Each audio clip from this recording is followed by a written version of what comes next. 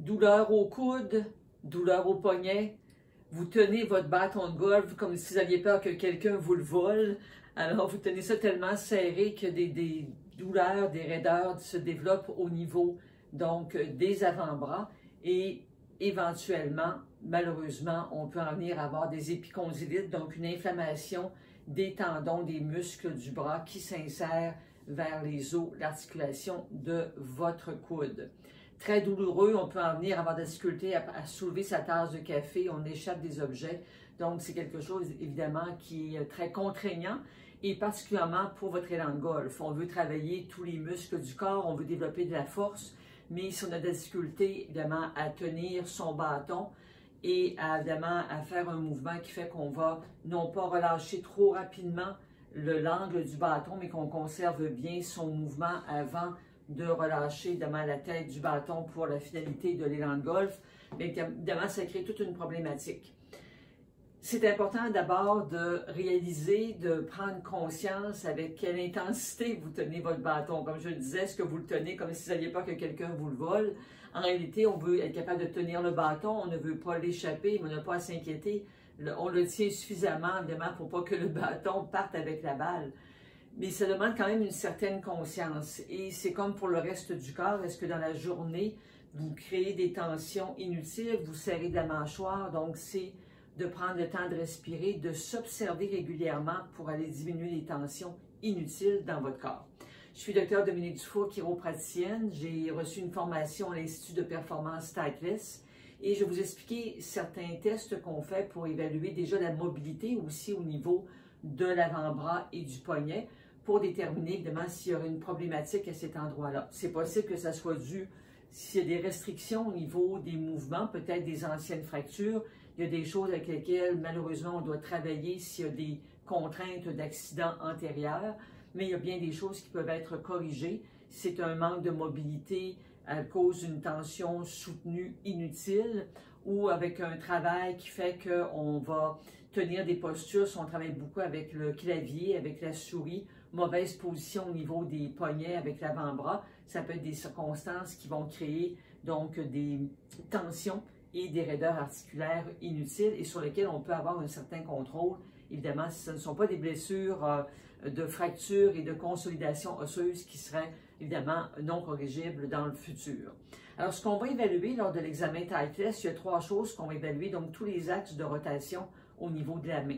On va d'abord évaluer, je vais déposer mon bâton ici, on va donc évaluer est-ce qu'on est capable, lorsqu'on a les bras à 90 degrés, de faire une bonne supination et une bonne pronation. Donc, je ne veux pas vous mêler avec des termes qui ne sont pas nécessairement importants dans votre contexte, mais ici, on va faire une supination et ensuite une pronation. Donc, on fait une rotation. Donc, on va évaluer est-ce que vos 2 mains tournent avec la même amplitude ou s'il y a une main qui a plus de difficulté que l'autre.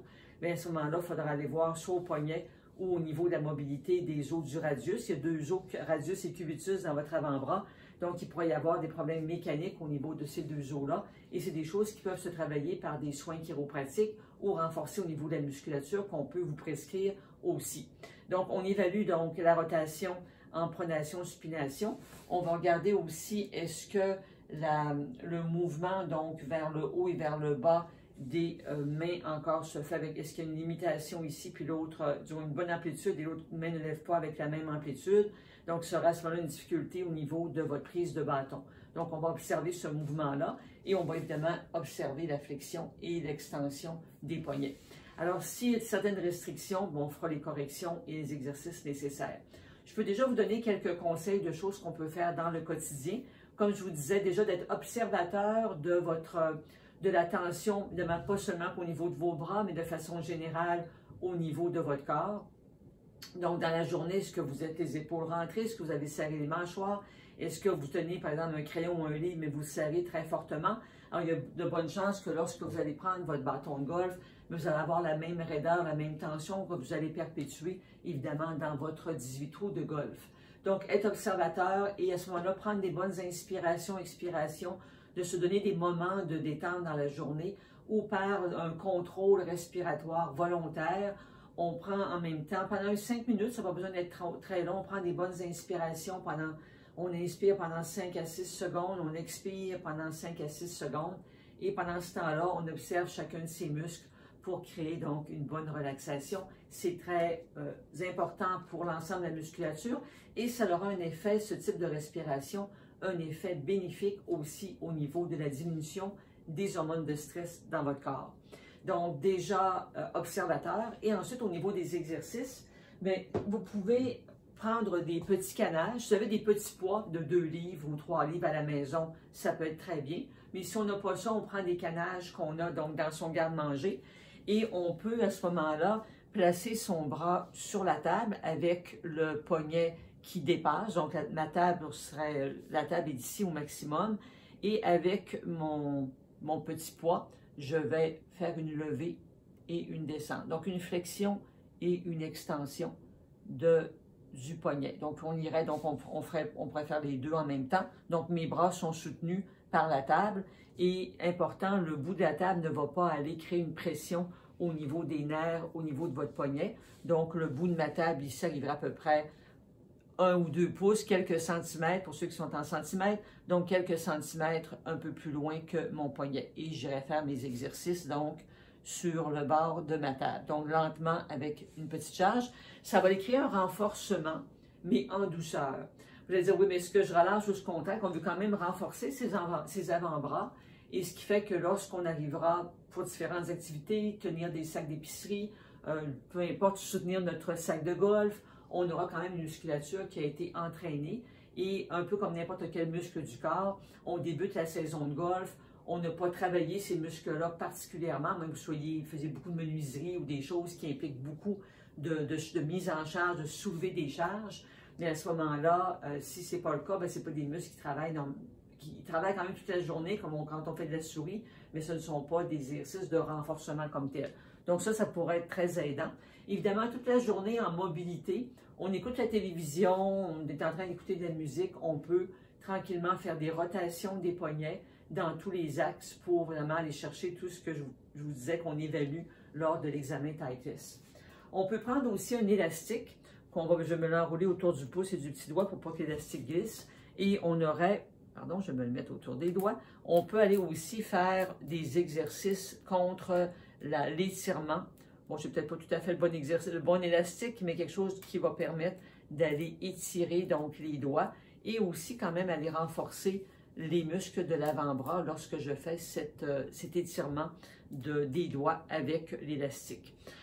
Ce sont des mouvements simples, comme je disais, qui s'incorporent facilement dans votre quotidien. Donc, mouvements réguliers, mobilité, lever des charges. Ce qui est aidant aussi, c'est que lorsque vous faites des exercices comme lorsqu'on est en position quadrupède, donc on est en appui, que ce soit en position quadrupède pour faire la position du chat où on arquait et on rentrait le ventre, ou encore on est carrément en position de planche. Et à ce moment-là, vous allez quand même aller chercher par la tension des bras qui sont bien droits, vous avez les poignets bien appuyés, les mains appuyées au sol. Mais avec votre mise en charge, ça va créer quand même un renforcement et aussi pour prévenir, pour ceux d'entre vous qui auraient tendance à faire de l'ostéoporose, donc une déminéralisation des os, mais à ce moment-là, cette mise en charge va aider aussi à capter le calcium au niveau des os, des poignets, alors qu'évidemment, lorsqu'on marche, lorsqu'on est debout, toute la mise en charge est plus sur évidemment nos os du bas du corps. Alors, on ne marche pas sur nos mains. Peut-être d'entre vous sont capables. Moi, c'est pas ma tasse de thé de marcher sur les mains. Alors, quand on fait des exercices avec une mise en charge sur les mains, là, ça va aller créer un bon renforcement aussi au niveau de l'ossature et de la musculature, donc des bras et avant-bras. Alors, sur ce, on bouge souvent, on observe sa posture, on relâche les tensions inutiles et lorsque vous arriverez à votre prochaine saison de golf, on tiendra son bâton, on observe, on relâche les mains, on tient notre bâton juste avec la légèreté nécessaire. Le bâton ne s'envolera pas, on n'a pas été inquiet, on n'a pas peur de se le faire voler non plus lorsqu'on le tient. Et avec tout ça, vous avez une saison de golf avec un potentiel d'avoir des avant-bras qui restent bien détendus tout en étant efficaces dans votre mouvement de golf. Cliquez sur le lien au-dessus de la vidéo pour recevoir d'autres conseils et d'autres exercices pour faire en sorte que votre saison de golf qui s'en vient soit votre meilleure à vie. Alors, avec beaucoup d'aisance physique et de relaxation, au plaisir de vous retrouver au sein de ma communauté de golfeurs passionnés de golf. À bientôt!